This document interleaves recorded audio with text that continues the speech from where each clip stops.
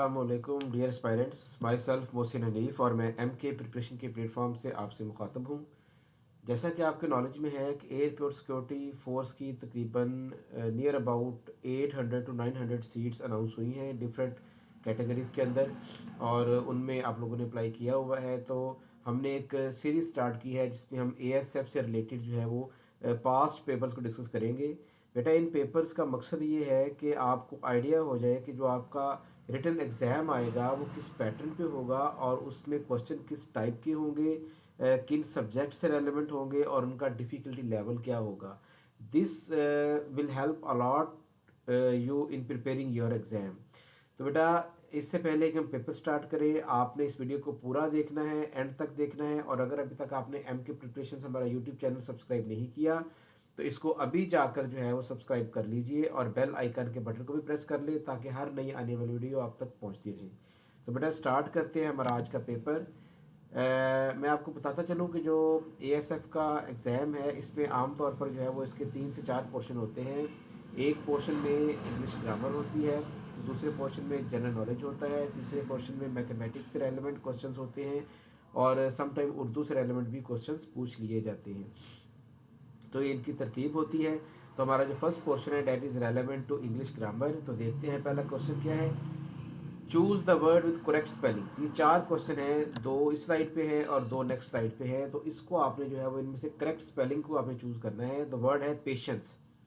Patience के जो correct spelling होते हैं दैट इज़ PATIENCE। ये इसके करेक्ट स्पेलिंग होते हैं। B, C और D जो ऑप्शन हैं ये इसके रॉन्ग हैं। That are the incorrect spellings of patience. Patience का जो लफ्ज़ी मतलब होता है दैट इज़ सब्र। नेक्स्ट देखें जी, टॉलरेंस। टॉलरेंस कहते हैं बर्दाश्त करना, और इसके जो करेक्ट स्पेलिंग होते हैं दैट इज़ बी ऑप्शन जो है TOLERANCE। That is the correct spelling. A, C और D ये जो तीनों ऑप्शन हैं ये गलत हैं। बीटा ऑप्शन इसकी जो है वो ठीक है। नेक्स्ट जो है जी, स्टेचू। स्टेचू कहते हैं मुजस्मे को। स्पेलिंग होते हैं STATUTE, स्टेचू। सी ऑप्शन इसका करेक्ट होगा। जो A, B और D ऑप्शन है ये गलत है। नेक्स्ट क्वेश्चन है 40। 40 मीन होता है 40, ये नंबर है 40 40। तो इसके जो करेक्ट स्पेलिंग होते हैं दैट इज FORTY 40। सी इसका भी चार्ली ऑप्शन ठीक होगा। अल्फा, बीटा और डेल्टा जो ऑप्शन है वो इसके रॉन्ग है। नेक्स्ट है जी, complete the following suitable answer. यानी आपने इसमें जो है वो ये वर्ब और प्रीपोजिशन से रेलेवेंट क्वेश्चन है। पहला क्वेश्चन देखें, she dash working in a factory since 2007। अब ये फिक्रा जो है ये सिंस और फॉर का यूज़ आ गया है और इसमें प्रेजेंट परफेक्ट कंटिन्यूस की जो है इसके अंदर वर्ब लगेगी हैज़ बिन, क्योंकि जो प्रेजेंट परफेक्ट कंटिन्यूस होता है उसको हैज़ बिन के साथ किया जाता है। ये इसका हेल्पिंग वर्ब होता है। तो करेक्ट आंसर होगा she has been working in a factory since 2007। अब यहाँ पर सिंस और फॉर का यूज़ मैं आपको थोड़ा सा एक्सप्लेन कर दूँ। जो सिंस होता है ये पॉइंट ऑफ टाइम के लिए होता है और जो फार होता है ये ड्यूरेशन ऑफ टाइम के लिए होता है। अगर आपको ये बताया जाए कि टाइम का ड्यूरेशन कितना है, 7 years, 8 years, 9 years, 4 hours, 3 hours, तो इसके लिए जो है वो फार यूज़ होगा। और अगर ये सेंस आ जाए कि जो आपका टाइम है वो स्टार्ट कब से हो रहा है, यानी उसका पॉइंट ऑफ स्टार्ट क्या है, तो उसके लिए सिंस यूज़ करेंगे। जैसे since 2007, since morning, since evening, since 12 o'clock। तो जब पॉइंट ऑफ स्टार्ट आ जाएगा तो वहां पर सिंस का यूज होगा और जब ड्यूरेशन आ जाएगी तो वहां पर जो है वो फॉर का यूज होगा। तो the correct is she has been working in a factory since 2007। Next question देखें, he is quite good dash making painting.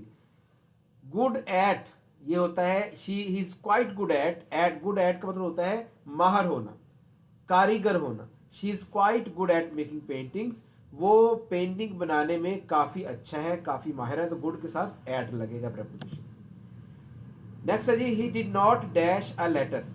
अब यहाँ पर डिड आ गया जो जो जी जब फिक्रे में डिड आ जाए तो ये रिप्रेजेंट करता है प्रेजेंट इंडेफिनिट टेंस को।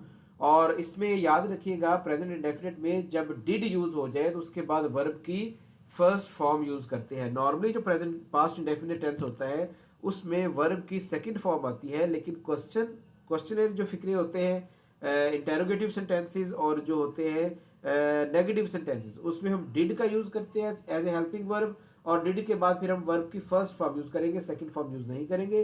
तो ये क्वेश्चन आएगा, इसका आंसर आएगा जी write, he did not write a letter.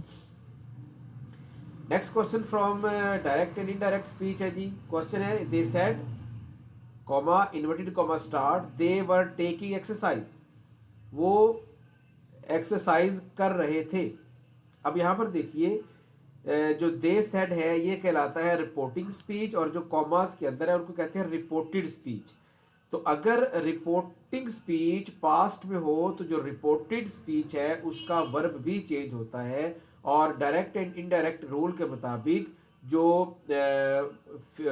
जो पास्ट कंटिन्यूस है वो पास्ट परफेक्ट कंटिन्यूस में चेंज होगा, और इन्वर्टेड कॉमर्स को खत्म करके साथ में डैट लगाया जाएगा और सेड को टोल्ड में कन्वर्ट कर दिया जाएगा।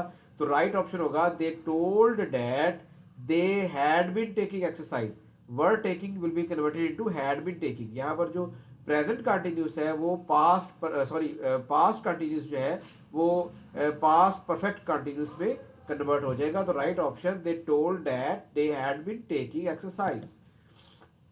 नेक्स्ट क्वेश्चन देखिए, she says I eat apple a day, I eat an apple a day, मैं रोज का एक सेब खाती हूँ। यहां पर भी देखें जो आपका रिपोर्टिंग स्पीच है वो शी सेज प्रेजेंट में है, और जो आई ईट एन एप्पल जो है ये आपका रिपोर्टेड स्पीच है, तो ये भी आपका प्रेजेंट में है। तो रूल के मुताबिक अगर आपका जो रिपोर्टिंग स्पीच है वो प्रेजेंट में है तो फिर आप जो है वो रिपोर्टेड स्पीच का वर्ब चेंज नहीं करेंगे, टेंस चेंज नहीं करेंगे, जस्ट आप उसके जो है वो पर्सनल प्रोनाउन की चेंजिंग करेंगे।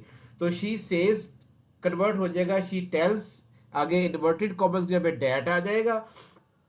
आई जो कि फर्स्ट पर्सन है, रूल के मुताबिक ये चेंज होगा with the subject of reporting speech. तो रिपोर्टिंग स्पीच का सब्जेक्ट वो शी है, she tells that she eats an apple a day.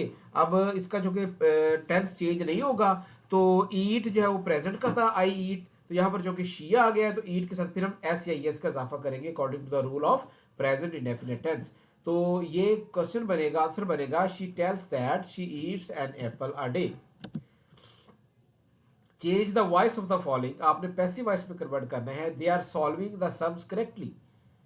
तो इसका जो सम्स है वो ऑब्जेक्ट है, दे जो है वो सब्जेक्ट है, इनको इंटरचेंज करें, the sums are being solved by them correctly, तो जिसको चार्ली ऑप्शन राइट होगा, the sums are being solved by them correctly. अगर आप एक्टिव वॉइस और पैसिव वॉइस को देखना चाहते हैं, इसके रूल्स और जो ग्रामर के पूरे रूल्स हैं वो सर चांदकीन साहब की पूरी सीरीज पड़ी हुई है एम की प्रिपरेशन पर, आप जाकर उसको देख सकते हैं। नेक्स्ट क्वेश्चन देखिए, फजल अटेंड्स अ वेडिंग पार्टी, इसका देखें वेडिंग पार्टी जो है वो इसका ऑब्जेक्ट है, a wedding party is attended by Fazal, तो ये इसका जो है वो पैसिव वॉइस बनेगा। Next question is select the word which is most nearly similar in meaning, synonyms देखने हैं हैविंग सेम मीनिंग्स। तो फीलिंग, फीलिंग का मतलब क्या होता है, महसूस करना। इंप्रेशन का मतलब भी एहसास होता है, तो दोनों के सेम मीनिंग है, तो फीलिंग का जो सिनोनिम है वो इंप्रेशन होगा।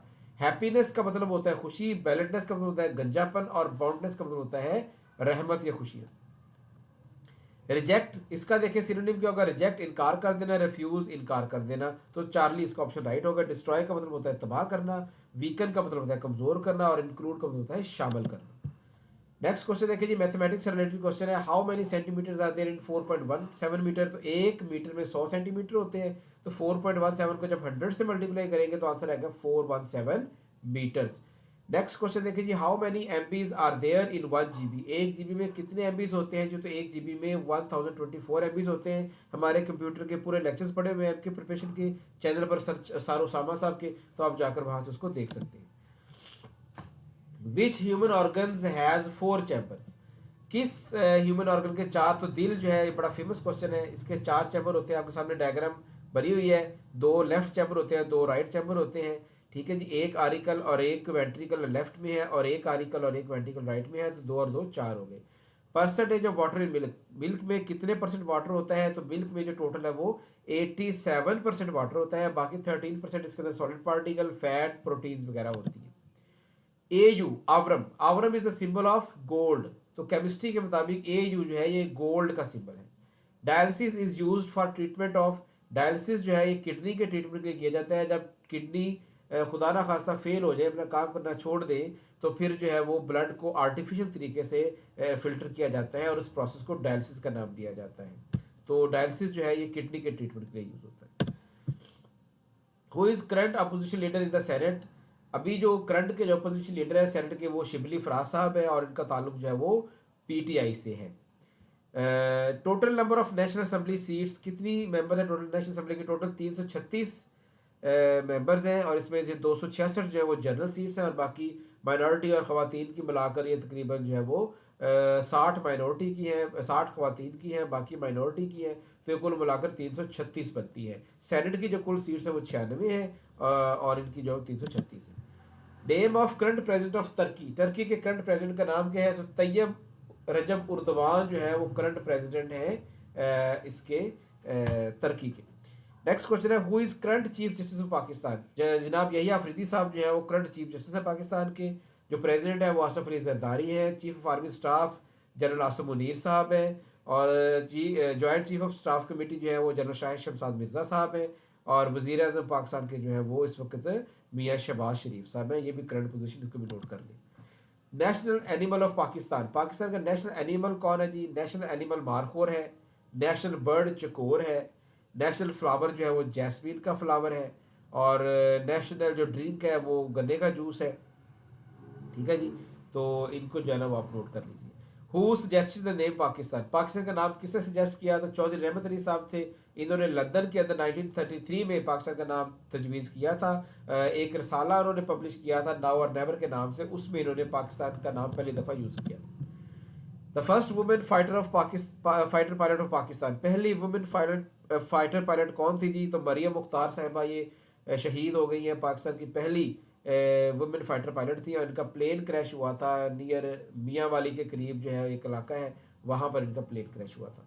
हु रिसीव्ड द फर्स्ट निशान हैदर, पहला जो निशान हैदर है वो किन्होंने रिसीव किया था? तो कैप्टन राजा मोहम्मद सरवर शहीद जो है इनको पहला निशान हैदर मिला था। अब तक 10 निशान हैदर दिए जा चुके हैं और इनको जो है कश्मीर के महाज पर आला जंगी कारकर्दगी की एवज निशान हैदर दिया गया था।